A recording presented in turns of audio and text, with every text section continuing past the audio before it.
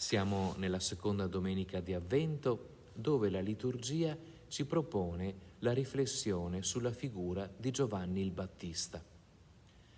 Giovanni Battista era colui che ha preparato la via al Signore.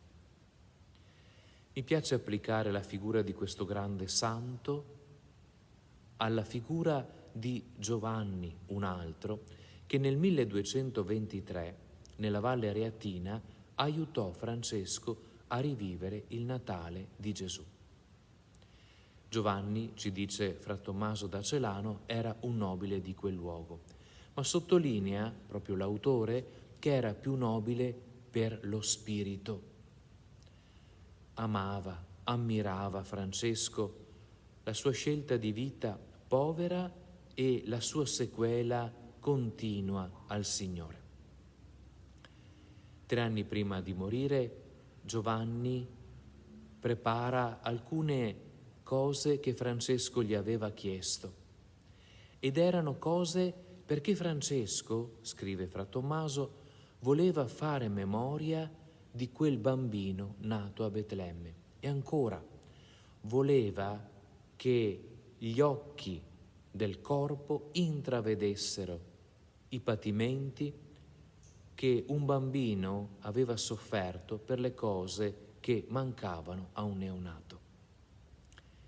Sappiamo che così Francesco vuole mettere in pratica il presepio, vuole capire ciò che ha patito Gesù per l'umanità.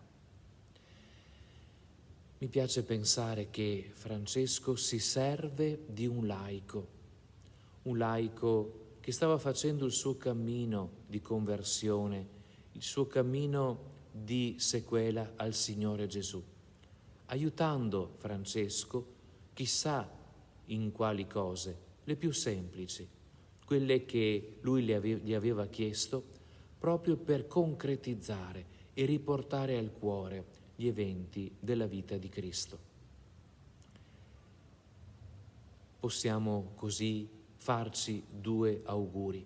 Il primo è quello che anche noi, in questo tempo di attesa, in questa settimana che ci porterà alla 3ª settimana di Avvento, in cui noi anche celebriamo la solennità dell'Immacolata Concezione, come Maria riusciamo a fare spazio, a fare memoria nella nostra esistenza della vita di Cristo.